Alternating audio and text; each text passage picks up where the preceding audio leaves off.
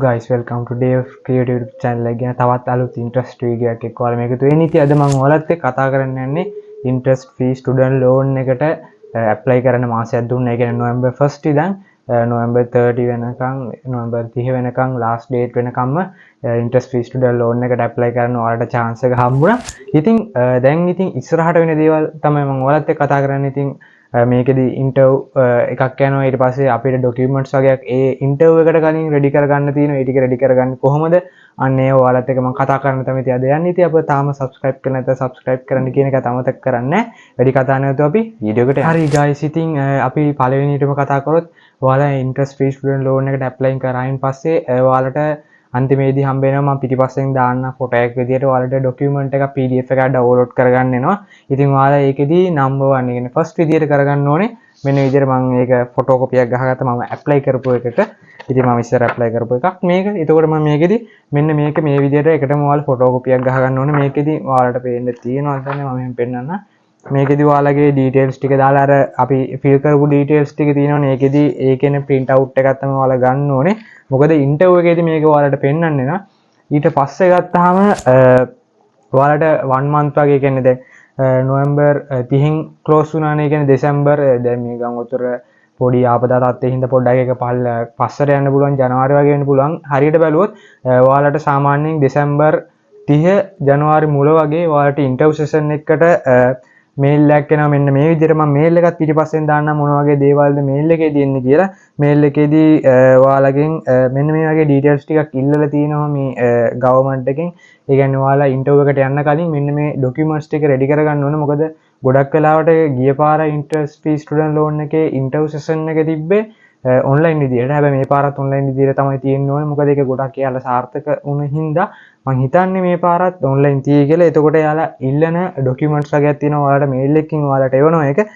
මං ගත්තොත් අර අපේ ඇඩ්මිෂන් එක ඒක තියෙන්න ඕනේ. ඊට පස්සේ ඒක ප්‍රින්සිපල් කෙනෙක් මේ කියන්නේ ඔයාලා ප්‍රයිවට් කරනවා නම් සාමිනිසුරු කෙනෙක්ගෙන් සයින් එකක් හරි ඔයාලා ඉස්කෝලේම A levels ලියුවා නම් ඔයාලා ප්‍රින්සිපල් ගෙන් සයින් එකක් ගන්න ඕනේ මේ ડોකියුමන්ට් එකේ. ඊට පස්සේ ගත්තාම ඔයාලගේ NIC එකේ පිටපතක් ඉල්ලලා තියෙනවා. සාමාන්‍ය පොදු පරීක්ෂණයේ සමත් වූ අදාළ වර්ෂය සහ ඒ කියන්නේ ඔයාලා ජෙනරල් නොලෙජ් ටෙස්ට් එක පාස් වෙච්ච වර්ෂය සහ ඒකේ ඒවා ඩීටේල්ස් ටික තියෙන්න ඕනේ. ඊට පස්සේ උසස් පෙළ ඔයාලගේ රිසල්ට් සීට් එක සහ O level රිසල්ට් සීට් එක ඉල්ලලා තියෙන උපැන්න සහතිකේ. ඊට පස්සේ ගත්තාම අර ඔයාලා මේක අන්තිමේදී මම ඔයාලට ඇප්ලයි කරාද කිව්වා interest free student loan එකේදී අපි ඩිග්‍රී වගේ සිලෙක්ට් කරානේ. අන්නේ ඩිග්‍රී ටික මොන හරි ඔයාලට වෙනස්කමක් කරගන්න ඕන නම් ඔයාලට මේකෙදි කරගන්න පුළුවන්. ඒ කියන්නේ ඔයාලා හිතන්න ඔයාලා යටම තියෙන ඒ කියන්නේ ලංකාවේ top rated තියෙන යුනිවර්සිටි සහ ඊට වඩා පොඩ්ඩක් පල්ලෙහාන් තියෙන යුනිවර්සිටිස් ඔයා මුලින් දැම්ම කියන්නේ ඔයාලට දැන් වැරදිලා. ඊට පස්සේ ඔයාලට මේ top rated තියෙන යුනිවර්සිටිස් ටික ආයෙ උඩට දාගන්න ඕනේ. ඉතින් ඒක ඔයාලට වෙනස් කරගන්න පුළුවන් මේ ඉන්ටර්වයුව සෙෂන් එකේදී. එතකොට අන්න ඒ ටික තමයි මේල් ලියලා ඉල්ලලා තියෙන්නේ. යාලා ඔයාලට මේල් එකක් වෙනවා. මේල් එක පිටිපස්සෙන් පේන්න දාන්න. ඊට පස්සේ ගත්තාම මේ ටික රෙඩි කරගන්න ඔයාලට මාසයක් වගේ යාලා දෙනවා. ඊට පස්සේ ඔයාලට ජනවාරි අන්තිම ඊට පස්සේ නැත්තම් ජනවාරි අන්තිම පෙබරවාරි මුල වගේ ඔයාලට තව මේල් එකක් එනවා. ඒ කියන්නේ ඔයාලට ඉන්ටර්වයුව කෝල් කරලා ඉන්ටර්වයුව කෝල් කරද්දී සාමාන්‍යයෙන් ඔන්ලයින් තියෙනවා නම් එයාලා නිකන් බජට් එකක් කරන රුපියල් 100ක්ද යන්නේ. සාමාන්‍යයෙන් මෙහෙමයි යන්නේ. ඒ කියන්නේ ගිය පාරේ ඉන්ටර්වයුව සෙෂන් එක නම් ගියේ 30 minutes වගේ. විනාඩි 15ක් 30ක් අතර කාලයක තමයි පොඩි ඉන්ටර්වයුව එකක් යන්නේ. ඔයාලගෙන් මේ birth certificate O level result sheet ඒ ඔයාලා චෙක් කරන එක තමයි ඒකෙදි වෙන්නේ.